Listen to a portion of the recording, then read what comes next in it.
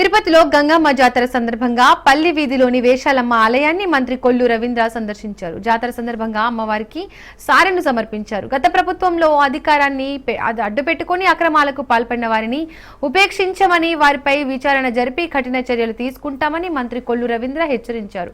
YCP ప్రభుత్వంలో అక్రమాలకు పాల్పడిన జగన్ను పెద్దిరెడ్డిని వదిలిపెట్టే ప్రసక్తి లేదని అన్నారు.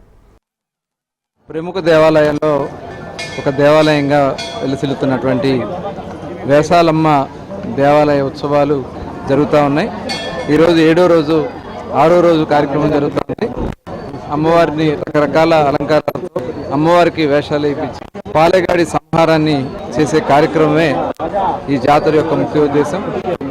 మరి ఈ గ్రామంలో తిరుపతి మహానగరంలో ఆ గ్రామ దేవతగా మరి ఆడబిడ్డల్ని కంటికి పాపలాగా రక్షించుకుంటూ అమ్మవారు మరి సేవలు అందిస్తూ ఉంటారు.